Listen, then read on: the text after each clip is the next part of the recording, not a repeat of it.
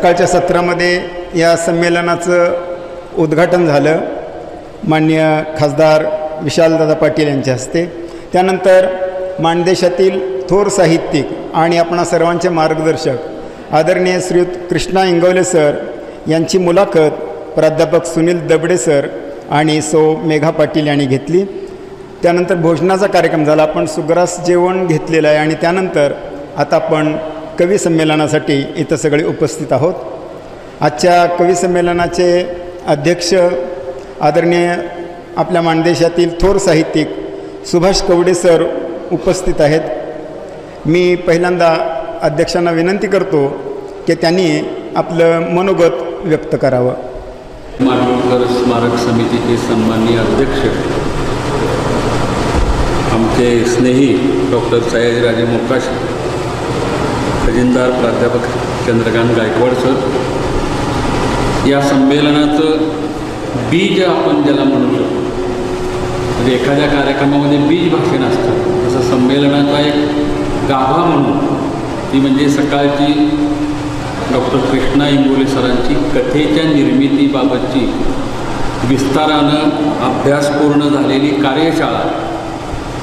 मी मुद्दाम शब्द हा वापरलेला आहे, मुलाखत मी म्हटलेलं नाही, कारण खऱ्या अर्थानं त्या दिशेनंच जाणारं त्यांचं मार्गदर्शन होतं ते इंगवले सर. इंगवले सरांना ज्यांनी बोलतं केलं, त्यांचे अभ्यासपूर्ण प्रश्न विचारून मुलाखत घेतली ते प्राध्यापक सुनील दबडे सर, सौभाग्यवती मेघाताई पाटील.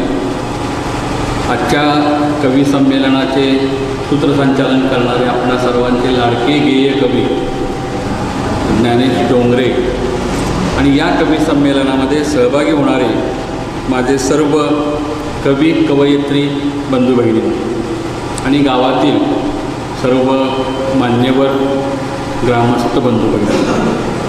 32 वर्षे एखादा शब्दयज्ञ सातत्याने चालवणं, खंड न पडता या ठिकाणी येणं हे खूप कौतुकास्पद आहे. महाराष्ट्रामध्ये जे काही मोजक्या ठिकाणी असे वाङ्मयीन उपक्रम सुरू आहेत त्याच्यामध्ये माणदेशातला शेतफळ्याचा एक उपक्रम अत्यंत उल्लेखनीय आहे, प्रेरणादायी आहे. आमच्यासारख्या नव्या नव्या साहित्यिकांना ऊर्जा देणारा हा उपक्रम आहे. मी पहिल्यांदा गदिमांच्या स्मृतीला त्यांच्या जयंतीच्या निमित्तानं अभिवादन करतो आणि खरं तर अध्यक्षांनी सगळ्यांच्या कविता ऐकून शेवटी समारोप करायचा असतो असा एक प्राघात आहे किंवा संकेत आहे, पण मी थोडासा तो संकेत या ठिकाणी मोडून उभा राहिलेलो आहे. कारण आज माझ्या गावीसुद्धा म्हणजे मी जिथे राहतो तिथेसुद्धा 1 ऑक्टोबरच्या गदिमांच्या जयंतीचं औचित्य साधून एक सुंदर अशा प्रकारचं गदिमांच्या वाङ्मयावरती चर्चासत्र आयोजित केलेलं आहे आणि जिल्हाभरातल्या 100 लोकांना आम्ही त्या चर्चासत्रासाठी निमंत्रित केलेलं आहे. त्याच्यासाठी मी माझं मनोगत व्यक्त करून या ठिकाणाहून आपणा सर्वांची रजा घेणार आहे. मला कवी संमेलनाचं अध्यक्षपद या गदिमा पारावरील साहित्यिक मेळाव्यामध्ये वेळोवेळी मिळालेलं आहे, लाभलेलं आहे. आमचे मित्र सयाजीराजे मोकाशी सर आम्हाला फोन करून सांगतात आणि या मेळाव्याचं अध्यक्षस्थान कवी संमेलनाचं भूषवणं हा प्रत्येक कवीच्या आयुष्यामधला एक सोनेरी क्षण असतो असं मी मानतो. प्रत्येकानं त्याच्या हृदयामध्ये जतन करून ठेवावा असा एक प्रसंग असतो. कारण ज्याला दीर्घ 30-32 वर्षाची परंपरा आहे त्या व्यासपीठावरती कवींच्या मेळाव्यामध्ये अध्यक्ष म्हणून बसण्याचा बहुमान लाभणं हाच मुळात आपल्या कवितेचा एक गौरव आहे असं मी मानतो. शेतफळ्यातले सगळे सुज्ञ ग्रामस्थ साहित्यप्रेमी हा बहुमान अनेक वेळा आम्हाला देतात, इंगवले सरांना देतात. माणदेशातल्या सगळ्या आमच्या कविमित्रांना एकत्रित निमंत्रित करतात, त्यांना व्यासपीठ देतात, सगळी व्यवस्था करतात, उत्तम प्रकारचं स्वागत करतात. याच्यासारखा साहित्यिकाच्या आयुष्यामध्ये आनंदाचा क्षण कोणता असू शकतो.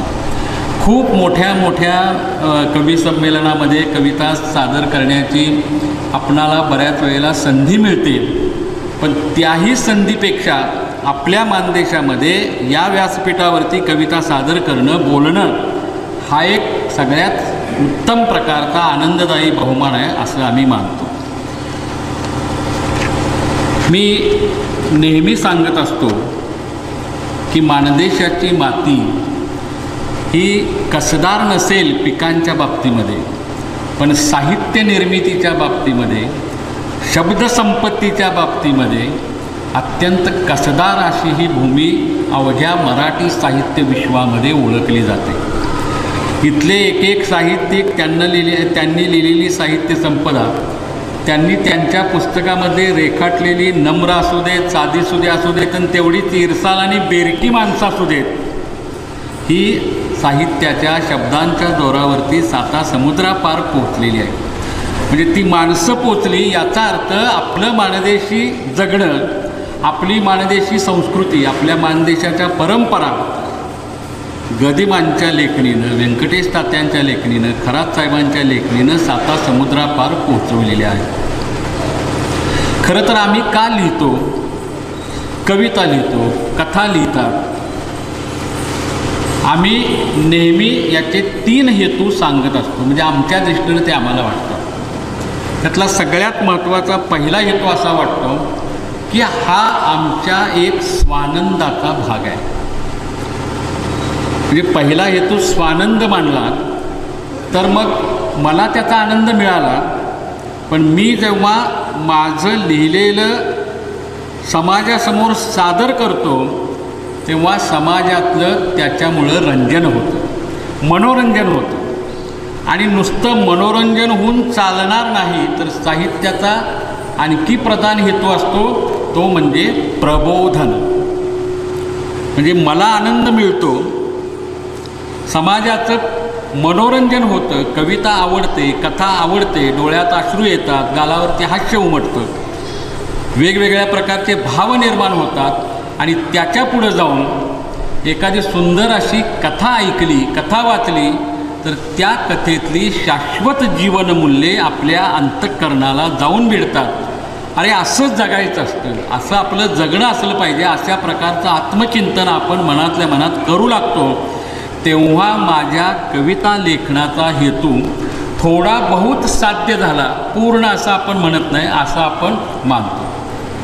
मग महत्त्वाचा मुद्दा असा आहे की मी ज्या घटकासाठी लिहितो, मी ज्यांच्यासाठी लिहितो, त्यांना समजेल, त्यांना उमजेल अशा भाषेमध्ये, अशा शब्दांमध्ये जर माझं लेखन असेल तर ते त्या लोकांना कळणार.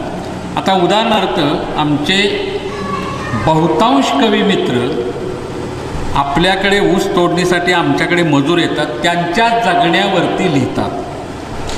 बहुतांश कवी कविता लिहितात, कथा. हे कुणावर दिले? ऊस तोडणी मजुराच्या जीवनावरची कथा. आपल्याकडचेच लोक सगळे असतात ते.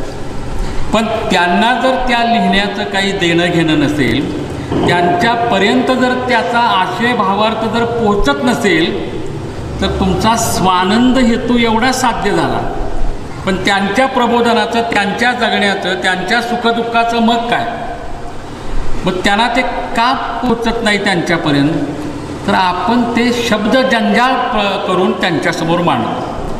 म्हणजे आम्ही अनुभव घेतला. आता करगणीचे आपले दिवंगत वकील, खिलारी वकील, त्यावेळेला सयाजीराजे पण होते, त्यांना पण आठवत असेल, एक कवी संमेलन घेतलं आपण गुरुजी, खिलारी वकिलांच्या मळ्यामध्ये कवी संमेलन घेतलं आणि मळ्यातले सगळे मजूर पुढं आणून बसवले आणि आम्ही कविता म्हणायला लागलो. उद्या अहो ओ सजना दूर व्हा ना, जाऊ द्या सोडा, जाऊ द्या सजना. तिन्ही सांजेची वेळ सी मोकळी, तिथं शेजारी नंदेची झोपडी. तिन्ही सांजेची वेळ सी मोकळी, तिथं शेजारी नंदेची झोपडी. पहिल्या वाणीच येणं जाणं राहू द्या, पहिल्या वाणीच येणं जाणं राहू द्या, मला लंगडत घराकडे जाऊ द्या. अहो ओ सजना दूर व्हा ना, जाऊ द्या सोडा जाऊ द्या सजना. आता आपण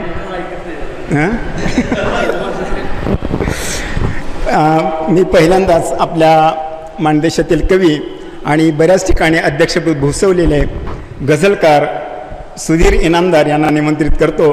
त्यांनी आपली एक रचना सादर करावी. अनेक कवी संमेलनाध्यक्ष त्यांनी भूषवलेलं आहे. कवी. धन्यवाद सर. कवी संमेलनाची बऱ्याच वेळा मला सुरुवात करावी लागते. हाही एक चांगला योग आहे. एक गझल तुमच्यापुढे ठेवणार आहे. काही शेर ऐकवतो त्यापूर्वी स्वतंत्र कविता म्हणून गझलचे शेर ऐकावेत अशी विनंती करतो. पंत संत की महंत साधू मलंग आहे का? पंत संत की महंत साधू मलंग आहे का? या विषयाची चर्चा इतकी खमंग आहे का? पंत संत की महंत साधू मलंग आहे का? या विषयाची चर्चा इतकी खमंग आहे का? आणि जास दिली ओसरी पारभर विसावण्यासाठी, जास दिली ओसरी पारभर विसावण्यासाठी, हसून वरतो विचारतो की पलंग आहे का? आणखीन एक शेर यातला असा आहे की खांद्यावरती घेतो तिरडी बाप लेकराची, खांद्यावरती घेतो तिरडी बाप लेकराची, याहून सांगा भयान कुठला प्रसंग आहे का? आणि पंत संत की महंत साधू मलंग आहे का? आणि एक गझल ऐकवतो तुम्हाला. हिऱ्याहूनही काचचा आता जादा चमकत आहे, हिऱ्याहूनही काचचा आता जादा चमकत आहे, म्हणून बहुधा जो तो आता काचा जमवत आहे. झाडे लावायाची इच्छा होते आहे म्हणजे, झाडे लावायाची इच्छा होते आहे म्हणजे, एक सावली मनात माझ्या नक्की उगवत आहे, म्हणून बहुधा जो तो आता काचा जमवत आहे. आणि एक दोन चार शेर ऐकवतो या गझलचे की आपुल्या पापाचाच साठला चिखल आपुल्या भोवती, आपुल्या पापाचाच साठला चिखल आपुल्या भोवती, त्यातच आपल्या प्रत्येकाचा पाया घसरत आहे. आणि ज्याला त्याला आपुला चेहरा लख हवा आहे, ज्याला त्याला आपुला चेहरा लख हवा आहे, जशी मागणी तशी पेटही साबण खपवत आहे. आणि आम्हालाही आनंदाने जगूच वाटत नाही, आम्हालाही आनंदाने जगूच वाटत नाही, दुनियासुद्धा हव्यात हेवड्या चिंता पुरवत आहे. आणि झाडे लावा सांगत असतो वखारवाला कायम, झाडे लावा सांगत असतो वखारवाला कायम, नंतर कळले त्याच्याकडे जादूची करवत आहे. आणि हिऱ्याहूनही काच जाता जादा चमकत आहे, म्हणून बहुधा जो तो आता काचा जमवत आहे, म्हणून बहुधा जो तो आता काचा जमवत आहे. धन्यवाद. परमपूज्य भारतरत्न डॉक्टर बाबासाहेब आंबेडकर यांनी आयुष्यामध्ये जे सोसलं ते सोसण्याचं हलकेपण 3 शब्दानं समाजामध्ये जागृती व्हावी म्हणून शिका, संघटित व्हा आणि संघर्ष करा, या 3 शब्दावरची कविता आहे. कवितेचं नाव आहे भीमाचा डाव. 3च शब्द शिकून घे तू, पुढंच घे तू धाव, 3च शब्द ठेवून ध्यानी, पुढंच घे तू धाव, माणुसकीचा करूया जागर, बोले आंबेडकर भीमराव, माणुसकीचा करूया जागर, बोले आंबेडकर भीमराव. तरण्या भीमाच्या डोळ्यात जाग, जातीपातीत वनवा आग, न सोसती धग गळू गुलामी भिनला रोग जालिम औषध जवळ ठेव निळी कलम घालाय घाव जालिम औषध जवळ ठेव निळी कलम घालाय घाव माणुसकीचा करूया जागर बोले आंबेडकर भीमराव शिवता शिवत जबर भय सावली पडता विटाळ होय अशा रूढीला कराव काय एकजुटीनं उचला पाय मार्ग सत्याचा महाड उठाव हक्काचं पाणी ओठाला लाव मार्ग सत्याचा हक्काचं पाणी ओठाला लाव माणुसकीचा करूया जागर बोले आंबेडकर भीमराव गाव कुसाच्या बाहेर जगणं भयान भूक सरेना विघ्न गाव कुसाच्या बाहेर जगणं भयान भूक सरेना विघ्न जुलमी पाश किती शोषण जगाव कस नाही रक्षण लढाई खेळून करूया पाडाव असा भीमान शिकवला डाव लढाई खेळून करूया पाडाव असा भीमान शिकवला डाव माणुसकीचा करूया जागर बोले आंबेडकर भीमराव भीमाचा सल्ला कामी आला भारत देश एक झाला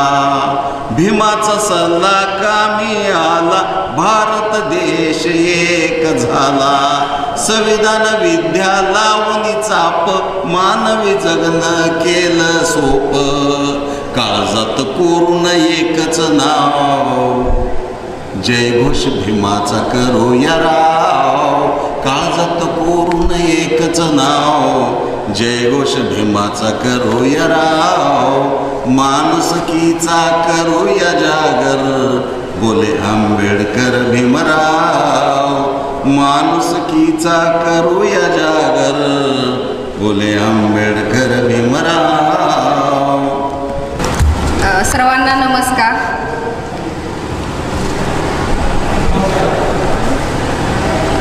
सर्वांना नमस्कार मला पहिल्यांदा इकडचा माहेरचा निरोप आला की मन एकदम हवेत तरंगतच असतं आणि कॅलेंडर पहिल्यांदा आलं की पहिल्यांदा 1 तारीख कोणत्या वारी येते आणि त्यावेळेस काय सण वगैरे नाहीत का असं एक मनात असतं आणि मग माझ्या कोणत्या मैत्रिणींना घेऊन यायचं इकडं माझ्या माहेरी आणि ही 1 तारीख म्हणजे आमच्यासाठी खूप मोठा आनंदाचा क्षण आहे आणि इथं येऊन आपले 4 शब्द मांडणं कारण हे माझं कॉलेजचं स्वप्न होतं कॉलेजमध्ये असताना आम्हाला सर घेऊन यायचे मोकाशी सर त्याच्यानंतर 20-22 वर्ष काही आलो नाही पुन्हा कधी यायला मिळेल का नाही असं वाटत नव्हतं पण ही संधी आता या 2 वर्षामध्ये मला मिळते आहे त्याचा मला खूप आनंद होतो आहे तर आताचं हे जे वर्ष आहे ते अहिल्याबाई होळकर यांच्या त्रिजन्मशताब्दी वर्ष आहे त्यानिमित्तानं एक अहिल्याबाईंबद्दल ही माझी रचना माते अहिल्या तुझ्या हातातल्या पिंडी मागे झाकोळली गेली तुझी तलवार माते अहिल्या तुझ्या हातातल्या पिंडी मागे झाकोळली गेली तुझी तलवार 27 वर्ष जिच्या बळावर राज्य केलं ते कुठंतरी दडलं गेलं दिसतायत फक्त तू बांधलेली मंदिरं पण 5000 स्त्रियांची उभी केलेली पलटण उसट होत गेला तो इतिहास नद्यांवर बांधलेले घाट पानपोया एवढंच सांगितलं गेलं पण स्त्रियांचे कष्ट कमी व्हावं यासाठीची ती धडपड होती ते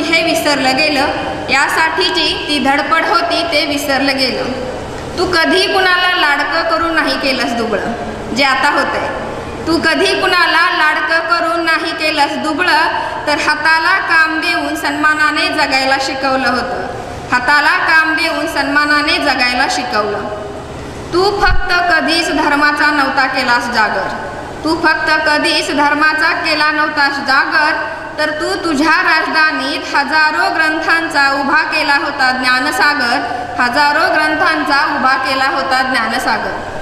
तू सात्विक सोज्वळ धर्माभिमानी, तू सात्विक सोज्वळ धर्माभिमानी, त्याहीपेक्षा काकणभर सरस शास्त्र आणि शस्त्र चालवणारी तू एक योद्धा होतीस, तू एक योद्धा होतीस, तू एक योद्धा होतीस. धन्यवाद. योद्धा होतीस, पुष्पलता मिसाळेने सांगितलं. खरं तर स्त्री खरंच पुढं बाई असले म्हणून काय झाले, अशी एक माझी कविता आहे, त्यातल्या 1-2 ओळी सांगतो. बाई असले म्हणून काय झाले, आम्ही सांगू का काय काय केले, सारे सोसून हाल किती झाले उलघाल, तुम्हा साऱ्यांना जग दाखवले. बाई असले म्हणून काय झाले, आम्ही सांगू का काय काय केले, झाशीची लक्ष्मी राणी तिनं साऱ्यांना पाजले पाणी, लता दिदीची ऐकून गाणी सारी दुनियाच झाली दिवाणी. होती जी जाऊ थोर आला शिवाला जोर, होती जी जाऊ थोर आला शिवाला जोर, त्याने गडावर गडसर केले. बाई असले म्हणून काय झाले, आम्ही सांगू का काय काय केले, बाई असले म्हणून काय झाले, आम्ही सांगू द्या का काय काय केले. यानंतर मी विनंती करतो श्रीकृष्ण पडळकर, प्राध्यापक श्रीकृष्ण पडळकर यांना, त्यांनी एक आपली रचना सादर करावी. कवितेला सुरुवात करतो. आता ओठांवर माझ्या शब्द बोलायला लागले, आता ओठांवर माझ्या शब्द बोलायला लागले आणि मूक भाव शब्दातून गुज मांडायला लागले, मूक भाव शब्दातून गुज मांडायला लागले. आली अक्षर जुळून, आली अक्षर जुळून शब्द बरसात झाली, आली अक्षर जुळून शब्द बरसात झाली. मातीच्या दरवळाने गाणी सुचाया लागली, मातीच्या दरवळानं गाणी सुचाया लागली. आली शब्दांना झळाली सोन्यावाणी चमकले, आली शब्दांना झळाली सोन्यावाणी चमकले. गाणे गायला लागले पंचप्राण माझ्यातले, गाणे गायला लागले पंचप्राण माझ्यातले. मोरपिसी शब्द माझे थुई थुई नाचतात, मोरपिसी शब्द माझे थुई थुई नाचतात. शब्द हंबरून माझे पाना होत फुटतात, शब्द हंबरून माझे पाना होत फुटतात. आली शब्दांना चमक दुःख भोग झेलायला, आली शब्दांना चमक दुःख भोग झेलायला. हातात हात गुंफून दुःख तुझे सांगायला, हात हातात गुंफून दुःख तुझे सांगायला. बाबळीच्या खोडामध्ये रूप विठ्ठलाचे भेटे, बाबळीच्या खोडामध्ये रूप विठ्ठलाचे भेटे. चल आनंदाने झेलू सखे अंगवर काठे, चल आनंदाने झेलू सखे अंगवर काठे. धन्यवाद. ध्वज असतात अशा प्रकारची रचना श्रीकृष्ण पडळकर यांनी सादर केली. यानंतर मी विनंती करतो रमेश जावीर सर यांना, त्यांनी आपली एक रचना सादर करावी. मी आज माझे मित्र सुभाष कवडे सरांना आवडलेली कविता या ठिकाणी सादर करणार आहे. व्हॉट्सॲपच्या माध्यमातून आम्ही कविता टाकत असतो. तर कवितेचं नाव आहे बेभरवशाचा पाऊस. बेभरवशाचा पाऊस पाहिजे तेव्हा येत नाही, पाहिजे तेव्हा येत नाही, नको तेव्हा भरपूर येतो.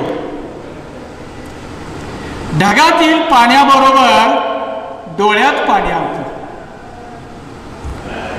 होत्याचं नव्हतं करतो, नव्हत्याचं झालेलं दाखवतो. त्याच्याशिवाय गत नाही, तुमची आमची भेट नाही. बेभरवशाचा पाऊस मानदेशात असतो, बेभरवशाचा पाऊस मानदेशात असतो. हुकमाचा पाऊस कोकणात असतो. बेभरवशाचा पाऊस माझ्या अंगणात येतो, तेव्हा माझ्या हृदयाचा ठोका चुकतो. बेभरवशाचा पाऊस जेव्हा माझ्या अंगणात येतो तेव्हा माझ्या हृदयाचा ठोका चुकतो. बाजारात भाजीपाल्याचा दर चढलेला दर कायमचा राहतो. बेभरवशाचा पाऊस माझ्या मनात घर करतो. बाजारात भाजीपाल्याचा चढलेला दर कायम राहतो. बेभरवशाचा पाऊस मनात घर करतो. धन्यवाद. त्याचा पाऊस मनात घर करतो. खरं तर पाऊस सगळ्यांना हवाच असतो. शेतकऱ्यांना आपल्याला सगळ्यांनाच हवा असतो. त्या पावसामुळं तर आपली सृष्टी हिरवीगार होत असते. पाऊस प्रेमात तर पाऊस बऱ्याच वेळा बरसतो. आणि मग एखादी कविता सुचते, पाऊस आला की तू आल्याचा होतो भास. पाऊस आला की तू आल्याचा होतो भास. म्हणजे पाऊस बऱ्याच जणाला जुन्या आठवणी पण काढायला शिकवतो. यानंतर मी विनंती करतो सौ अनिता पाटील मॅडम यांना त्यांनी आपली एक रचना सादर करावी. प्रथमतः मी सर्व रसिक श्रोत्यांना नमस्कार करते. माझ्या कवितेचं नाव आहे लढा. मग ग्रामीण स्त्रीचा लढाई. स्त्रीनं किती लढावा संघर्षाचा लढा.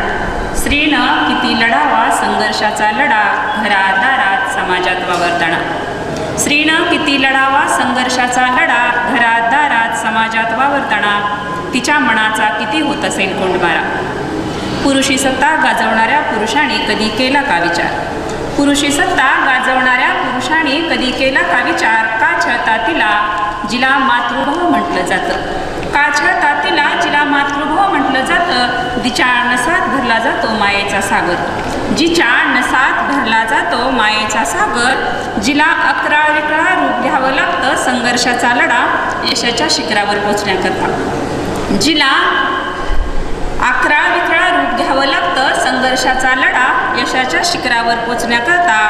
तिला हलवावे लागतात हात पाय मन बुद्धी मनगटाच्या जोरावर. तिला हलवावे लागतात हात पाय मन बुद्धी मनगटाच्या जोरावर.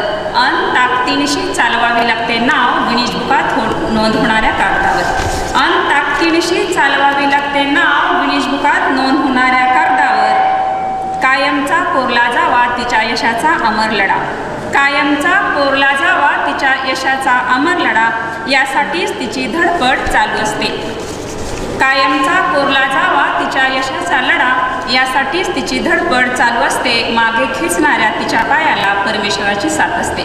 मागे खेचणाऱ्या तिच्या पायाला परमेश्वराची साथ असते. जन्मदात्या माऊलीची गर्भातच जोडलेली नाळ असते अहिल्या द्रौपदी गार्गीसारख्या. तिला उपजत असतो मायेचा संस्कार. तिला उपजत असतो मायेचा संस्कार. तो कोठेही मिळत नाही मॉल आणि बाजारात. तो कोणीही राहून घेऊ शकत नाही. सद्विचारानं पुढं जाणारा संघर्षाचा लढा आत्मविश्वासरूपी ध्वज फडकणारच यात शंका नाही. यात शंका नाही. कारण स्त्री ही एक समर्पणाची मूर्ती. धन्यवाद. वृत्ती आहे. खरं तर स्त्रियासाठी बऱ्याच कविता आहेत. त्यातली एक माझी आणखी 1-2 ओळी मी सांगतो तुम्हाला. तू चाल पुढे धैर्याने बंधने झुगारून सारी. तू चाल पुढे धैर्याने बंधने झुगारून सारी. हे भारत भूच्या नारी तू नको फिरू माघारी. हे भारत भूच्या नारी तू नको फिरू माघारी. यानंतर मी प्राध्यापक सुनील दबडे सरांना विनंती करतो. नाही कविता एक म्हणा. एक कविता बरं. कृष्णा पाटील सर यांना विनंती करतो त्यांनी एक रचना सादर करा. सर्वांना नमस्कार. मी कृष्णा पाटील कवटेमंकाळ. मी आज ऋतूबद्दल एक कविता सादर करणार आहे. कवितेचं नाव आहे ऋतुप्रेम. कवितेचं नाव आहे ऋतुप्रेम. कोण जाणे कोणत्या भ्रमात आहे मन नेईल तिकडे वाहवत आहे. कोण जाणे कोणत्या भ्रमात आहे मन नेईल तिकडे वाहवत आहे. वसंत ऋतूची चाहूल लागताच मी नव्याने बहरत आहे. मी नव्याने बहरत आहे. ग्रीष्माच्या तळपत्या उन्हात तळपून निघलो तरी. ग्रीष्माच्या तळपत्या उन्हात तळपून निघलो तरी. मृग माझ्या स्वागता आतुर आहे. कितीही कठोर वागलो तरी वर्षा माझ्याशी हात मिळवणी करून आहे. कोण जाणे कोणत्या भ्रमात आहे कोण जाणे कोणत्या भ्रमात आहे, मन नेईल तिकडे वाहवत आहे. अतिवृष्टीने झाली राख रांगोळी तरी, अतिवृष्टीने झाली राख रांगोळी तरी, तरी मी शारदाच्या चांदण्यात आहे. मार्गशीर्षाने व्यापले चाहू बाजूने तरी मी हेमंताच्या गुलाबी थंडी माझ्या रोमारोमात आहे. पालापाचोळा झाला जीवनाचा तरी, पालापाचोळा झाला जीवनाचा तरी, शस्त्राच्या वाड्याने उडून जाण्याचे सामर्थ्य माझ्यात आहे. सुख म्हणजे नक्की काय माहीत नाही, सुख म्हणजे नक्की काय माहीत नाही, हे सांगण्याआधी मी एक वाक्य बोलू इच्छितो. मी फक्त मेघा मावशींच्या मातृप्रेमात आहे. सुख म्हणजे काय हे माहीत नाही, तरीही मी साही ऋतूंच्या प्रेमात आहे, तरीही मी साही ऋतूंच्या प्रेमात आहे. धन्यवाद. आता समज लागेल. यानंतर सौ स्मिता साळुंके मॅडम यांना विनंती करतो त्या लेखरचना घेतो एक मिनिट आहेत का नाही. मग कुलकर्णी सर, सांगलीवरून आलेले गझलकार कुलकर्णी सर यांना विनंती करतो त्याने एक आपली रचना सादर करा. घास पाहुनी का हसतात लोक सारे, रंगास पाहुनी का हसतात लोक सारे, दिसतात त्याप्रमाणे नसतात लोक सारे, रंगास पाहुनी का हसतात लोक सारे, काळीज मानसाचे दिसते कुठे कुणाला, काळीज मानसाचे दिसते कुठे कुणाला, बोलून गोड येथे डसतात लोक सारे, बोलून गोड येथे डसतात लोक सारे, सांगू नका कुणाला सलापल्या मनाची, सांगू नका कुणाला सल आपल्या मनाची, तुमच्या विवंचनेवर हसतात लोक सारे, तुमच्या विवंचनेवर हसतात लोक सारे. धन्यवाद.